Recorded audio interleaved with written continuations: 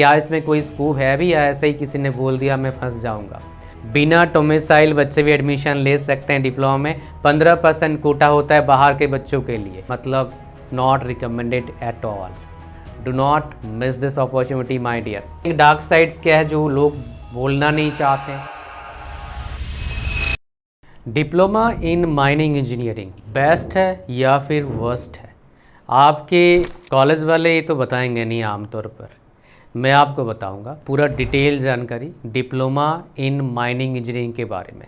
इतना detail information ना तो किसी वेबसाइट पर मिलेगा, ना किसी वीडियो मिलेगा यूट्यूब पर। मेरे वीडियो इस पर है बट वो इतना डिटेल नहीं है, बहुत थीन कंटेंट था। ये पूरा वेल डिटेल कंटेंट देने वाला हूँ, तो थोड़ा पेशेंस रख के सुनिए अच्छी तरीके से। सबसे पहले अपन बात करते हैं किसके बारे में, बेसिक इंफॉर्मेशन माइनिंग के बारे में। तो बाकी जैसे ब्रांचेस होता है इलेक्ट्रिकल, मैकेनिकल, सिविल, ये वैसे ब्रांच। अच्छा, और एक बात, इस ब्रांच का एक बेस्ट पार्ट है, वही बताऊंगा आपको जो इसमें हम डिस्कस करने वाले हैं। लेकिन उसमें एक नेगेटिव पॉइंट है बट वो बेस्ट है इस ब्रांच का, इसलिए आपके साथ शेयर करूँगा। वर्स्ट चीज़ भी है जो बहुत सारी चीज़ें बहुत सारे लोग बताएंगे नहीं, आपको बताऊंगा कि dark sides nobody talks about, I will tell that to in this video only. So 3 साल का डिप्लोमा कोर्स है। अगर 10th के बाद लेंगे 60% है, 50% है, 45% में एडमिशन मिल जाता है। कहीं कहीं भाई पासिंग मार्क्स से एडमिशन मिल जाएगा। डिप्लोमा पास करना इतना डिफ़िकल्ट नहीं है, आराम से निकलेगा।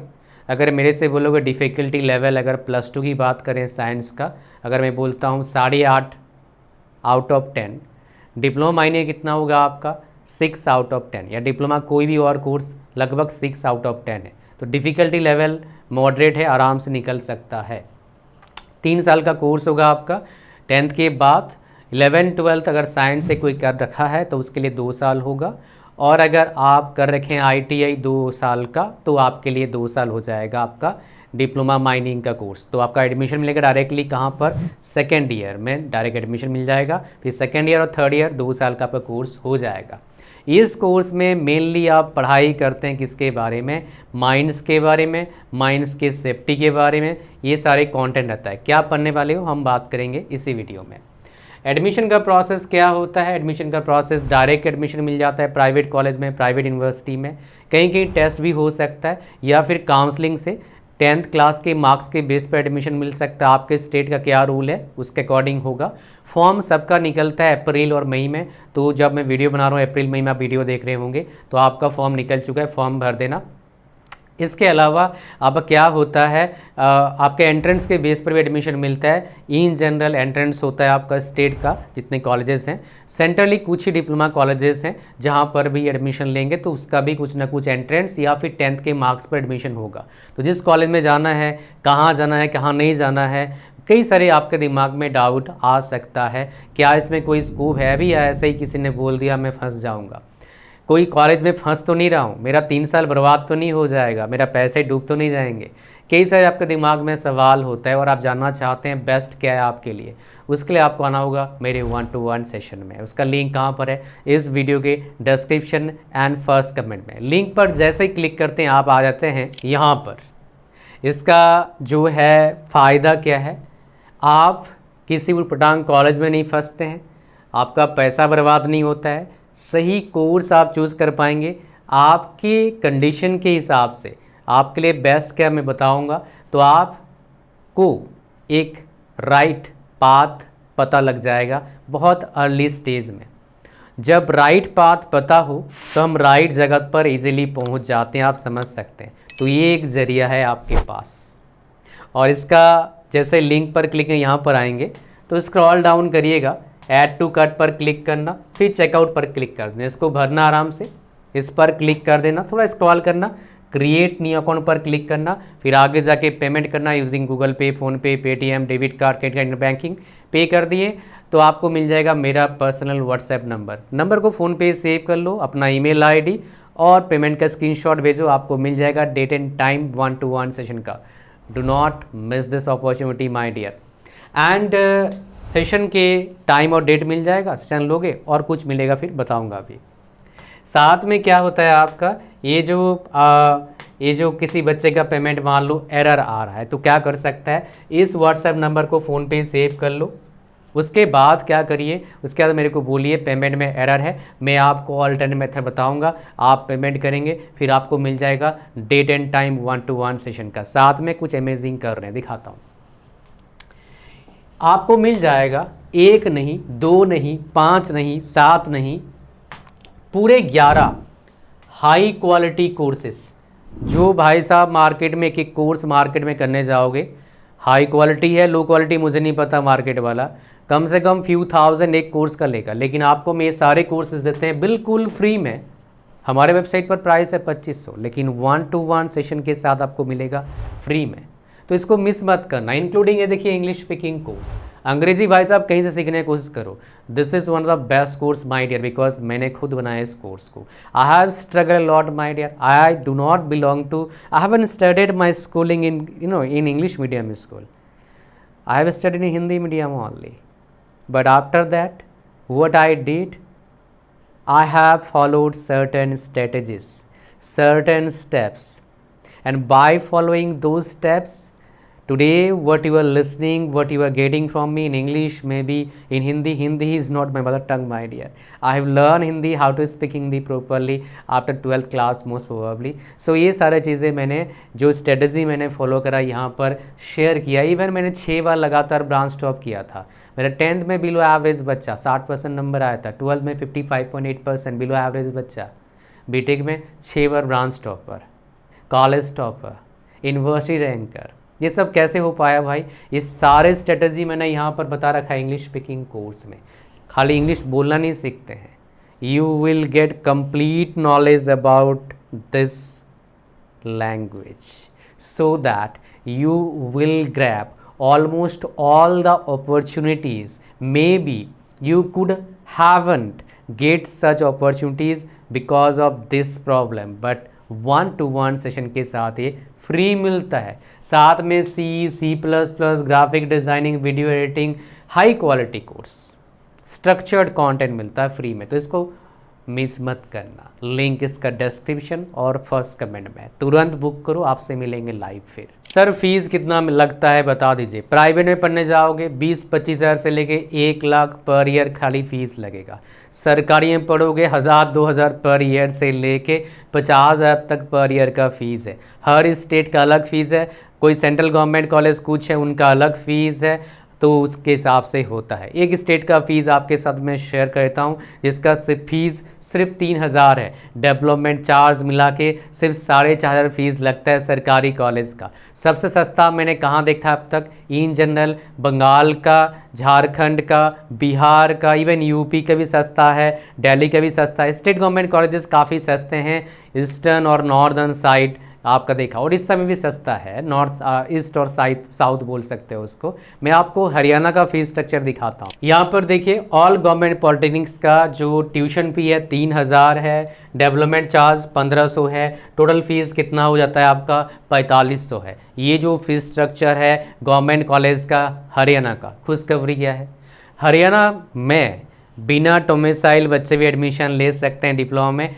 15% कोटा होता है बाहर के बच्चों के लिए। तो भाई अगर सरकारी कॉलेज से पढ़ना चाहते हो यहाँ पर एडमिशन लेना, कौन सा बढ़िया होगा, आना 1-to-1 से बात करेंगे उसके बारे में फिर। सो फ्यूचर स्कोप कैसा है माइनिंग ब्रांच का ये बता दीजिए। वेल देखिए प्राइवेट में इसका फ्यूचर स्कोप इंडिया की बात करूँगा बिल्कुल भी बहुत ही अलग लेवल का रहता है, मतलब not recommended at all. Private jobs के लिए आप माइनिंग मत पढ़ाई करना। सैलरी की बात करूं तो बहुत मिनिमम रहता है, 15-20 हज़ार 30 हज़ार तक जाएगा। और सबसे बड़ा प्रॉब्लम क्या है, रिस्क प्रॉब्लम रहता है बहुत ज़्यादा if you will work in private sector. ये एक्चुअली मैंने बाहर भी देखा है, काफ़ी रिस्क रहता है। माइनिंग वाले क्या काम करते हैं आपको बता दूं। अगर आप पढ़ रहे हो तो एक चीज़ कर लेना, पढ़ नहीं रहे हो तो think twice before choosing this branch. एक जगह बहुत फ़ायदा मिलता है सरकारी नौकरी का, क्या है वो आपको बताऊंगा। वो सबसे बेस्ट अपॉर्चुनिटी है इस ब्रांच का। तो बहुत रिस्क है इसलिए प्राइवेट जॉब्स की मना करूंगा, आप जाना मत, दिक्कत आएगा। फ्यूचर स्कोप इसका एक जगह पर अच्छा हो सकता है, सिर्फ गवर्नमेंट में, डायरेक्ट गवर्नमेंट जॉब्स तो है नहीं इसका। PSUs में। कहाँ, मैं आपको दिखाऊंगा। भर भर के वैकेंसी आता है इसका, कुछ फर्दर सर्टिफिकेशन करने होते हैं, उसके बाद जॉब लग जाएगा। सरकारी में भी रिस्क रहता है, बिकॉज माइंस के अंदर जाने होते हैं काम करने के लिए। आप उसके लिए पैशनेट हैं तो ठीक है, लाइफ का रिस्क लेकिन रहता है इसमें, इसीलिए बहुत ज़्यादा रिकमेंड नहीं करता हूँ इस ब्रांच को मैं बच्चों को, ठीक है। अगर मैं यहाँ पर बात करूँ सर सिलेबस और सब्जेक्ट्स क्या पढ़ाया था ये बताता हूँ मैं। ये जो आप सिलेबस देख रहे हैं ये यूपी का सिलेबस है, तो यूपी में कोई बच्चा पॉलिटेक्निक करता है इसी सिलेबस को फॉलो करता है, इसी एग्ज़ाम पैटर्न को फॉलो करता है। तो यहाँ पर देखेंगे मैथमेटिक्स 1 फर्स्ट सेमेस्टर और सेकेंड सेमेस्टर का सिलेबस हर ब्रांच का लगभग सेम होता है, किसी भी कॉलेज में पढ़ रहे हैं। अगर किसी दूसरे जगह से आप पॉलिटेक्निक करने वाले हैं, डिप्लोमा करने वाले हैं माइनिंग में, तो भाई फिर भी 90% चीज़ें लगभग सेम ही पढ़ेंगे आप, किसी भी कॉलेज में किसी भी यूनिवर्सिटी में पढ़ोगे तो यहाँ पर कम्युनिकेशन स्किल इन इंग्लिश, उसके बाद engineering graphics, workshop practice, sports and yoga. इसका क्लास डेली लगाना नहीं तो फंस जाओगे, इसका प्रैक्टिस स्टार्टिंग से करना नहीं तो बैकलॉग आ सकता है। और ये जो सब्जेक्ट्स हैं सारे ब्रांच वाले पढ़ते हैं, ठीक है। फिर हमारे पास सेकेंड सेमेस्टर में आता है applied mathematics 2, applied physics 2, introduction to IT system, fundamentals of electrical and electronics engineering, engineering mechanics, environmental science. तो ये सबसे आसान है, ये सबसे डिफिकल्ट होता है आपका। फर्स्ट और सेकेंड सेमेस्टर निपट गया, मतलब ये कॉमन सब्जेक्ट था। चलते हैं जो कोर माइनिंग का पढ़ाई होता है third, fourth, fifth and six, ये आपका जो है थर्ड सेमेस्टर है। मेनली जो आप पढ़ाई स्टार्ट होता है डिप्लोमा में थर्ड सेमेस्टर से मेन ब्रांचेस का पढ़ाई स्टार्ट होता है। उसमें कुछ अलग से होते हैं, बट मेजॉरिटी सब्जेक्ट्स क्या होता है, ब्रांच रिलेटेड होता है। तो आप पढ़ते हैं basics of mining engineering, mining technology 1, mining geology, basics of mechanical engineering, mining machineries. तो इसका फिर प्रैक्टिकल होता है, कोई इलेक्टिव पढ़ाया जाता है, एडवांस स्किल डेवलपमेंट पढ़ाया जाता है, and summer internship after the examination of आपका क्या होता है ये 4 वीक्स आफ्टर सेकेंड सेमेस्टर। तो बेसिकली क्या होता है आपका सेकेंड सेमेस्टर के एग्ज़ाम के बाद क्या होता है, ये बेसिकली समर इंटर्नशिप होता है। इनमें कोई डिफ़िकल्ट सब्जेक्ट बहुत डिफ़िकल्ट नहीं लगेगा, निकल जाएगा, बस थोड़ा थोड़ा पढ़ते रहना। ये आप पढ़ते हैं थर्ड में। फिर फोर्थ में क्या पढ़ते हैं मैं आपको दिखा देता हूँ। आपका mining technology 2, mind surveying practical होता है। अंडरग्राउंड कोल माइनिंग, समझ रहे हैं आप, ये काम बहुत सारी जगह पर करना, मतलब सब जगह पर ही जाना पड़ता है। अंडरग्राउंड तो जाना पड़ेगा आपको, बट वहाँ पर आप खोदते नहीं ऐसे लोहा, मतलब कोयला निकालते नहीं, आप वहाँ पर सुपरविज़न करते हैं। हर टाइम नहीं रहते हैं, सेफ्टी वगैरह देखते हैं, और अंडरग्राउंड कोई ब्लास्ट करना है तो वो देखते हैं, वो सब काम होता है बेसिकली आपका, मतलब सुपरवाइजर काम होता है आमतौर पर। थोड़ा रिस्क तो है, जाना तो पड़ता है, बट सुपरवाइजर काम है, वर्कर वाला काम नहीं रहता नहीं है। Mine environmental engineering, mines management and safety legislation और ओपन इलेक्टिव 2 रहता है यहाँ पर। फिर आपका essence of Indian knowledge and tradition ये रहता है आपका, ये फोर्थ सेमेस्टर है। फिफ्थ और सिक्स देखते हैं तुरंत, चलिए जल्दी देखेंगे। ये आपका फिफ्थ सेमेस्टर में पढ़ाई करते हैं। तो यहाँ पर क्या पढ़ते हैं आप लोग, integrated communication, underground metalliferous mining, surface mining technology, mine surveying 2, mining machinery 2, mine legislation and general safety 1। तो ये आप लोग पढ़ाई करते हैं। हो सकता है 1-2 सब्जेक्ट ओवरलैप करे, बिकॉज इनका टाइम के साथ चेंज होता है। मैंने देखा सिलेबस थोड़े चेंज कर रहे हैं। यूपी में जो पॉलिटेक्निक कॉलेज के बोर्ड्स है वो थोड़ा अप टू डेट काम करती है, इसलिए मैंने आपके साथ शेयर कर रहा हूँ ये सारे डेटा। कहीं और भी अप टू डेट होता होगा, बट मेरे पास वो डेटा मैंने ढूंढा, मिला नहीं अच्छे से, तो इसलिए शेयर कर रहा हूँ। रॉक मैकेनिक्स हो गया, mine environmental engineering, mine management, mine legislation and general safety 2 project होता है। फिर mine training report oral 9 weeks का होगा पर ईयर। ये बेसिकली आपका सब्जेक्ट्स रहते हैं। पढ़ाई करना डिफिकल्ट नहीं है, जो लाइफ का रिस्क है वो दिक्कत करता है, इसलिए मैं बहुत ज़्यादा रिकमेंड नहीं करता हूँ। प्राइवेट जॉब्स इस फील्ड में मैं आपको बता चुका हूँ, माना कर चुका हूँ कि मत करना, नॉट रिकमेंडेड एट ऑल। करते हो तो सैलरी कितना मिल, सर मैम तो करना है, बहुत सारे बच्चे बोलेंगे, तो आपका सैलरी भाई 15-20 हज़ार 25 हज़ार हो सकता है। लोकेशन और कंपनी टू कंपनी वेरी करता है, ठीक है। और इसमें अगर हम देखेंगे सर बेस्ट आप बता रहे थे कुछ गवर्नमेंट जॉब्स की बात कर रहे हैं। गवर्नमेंट जॉब्स यहाँ पर अवेलेबल है थोक के भाव अवेलेबल है, वैकेंसीज आता रहता है। मैं डेटा दिखाऊंगा 3 जगह का, आंखें खुले हो जाएंगे, बिकॉज आपने मेरा मैकेनिकल का देखा होगा वीडियो, इलेक्ट्रिकल का देखा होगा, सिविल का, लगभग सारे ब्रांचेस का बना चुका हूँ, ठीक है, वीडियोस, और वो आप देखे होंगे तो आपको पता लग गया होगा। बट यहाँ पर वहाँ पर वैकेंसीज 100, 50, 30, 10, 20 आता है, यहाँ पर हंड्रेड्स में आता है। दिखाता हूँ आपको मैं एक एक करके। जैसे देखिए ये वैकेंसी आया है 2026 में, आपका टोटल वैकेंसीज देखेंगे आपका क्या है, आपका माइनिंग सिरदर्द कितना है आपका, यहाँ पर देखिए एक बार माइनिंग का 448 वैकेंसीज है। और यहाँ पर क्या आप देखेंगे माइनिंग वाले यहाँ पर एलिजिबल है। ये माइनिंग देखिए 3 इयर्स डिप्लोमा जिसने किया हुआ है माइनिंग इंजीनियरिंग में वो एलिजिबल है। साथ में कुछ मैंने बोला था सर्टिफिकेशन करना पड़ता है, वो तो भाई माइंस में काम करना है तो करना ही पड़ेगा। और जो एग्ज़ाम पैटर्न रहता है वो भी दिखा देता हूँ। कुछ एग्ज़ाम्स में क्या होता है आपका, डिप्लोमा बेस के गवर्नमेंट जॉब्स के एग्ज़ाम्स में डिप्लोमा के बाद मैक्सिमम में तो इंटरव्यू नहीं होता है, कुछ एग्ज़ाम्स में नेगेटिव मार्किंग भी नहीं होता। इसमें एक ऐसा एग्ज़ाम है जहाँ पर नेगेटिव मार्किंग नहीं था, और इसका एग्ज़ाम पैटर्न जो है आपको मैंने यहाँ पर दे दिया, वीडियो पॉज करके पढ़ लीजिएगा।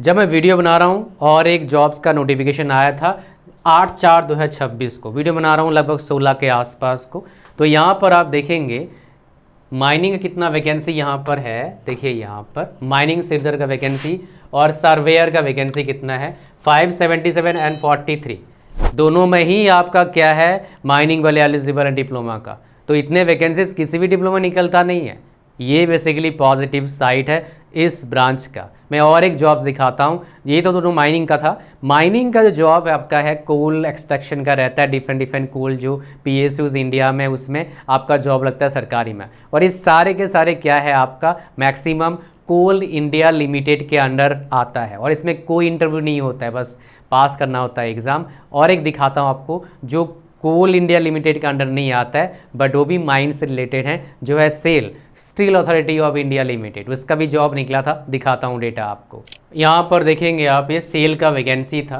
तो ये माइनिंग फोरमैन का निकला हुआ था जिसमें 24 वैकेंसीज निकला था, इसमें कम वैकेंसी निकला था। और इनके जो वैकेंसीज निकलते हैं ना कोल इंडिया लिमिटेड के अंडर फ्रीक्वेंटली आता रहता है, हर साल 1-2 वैकेंसी इन जनरल आ जाएगा।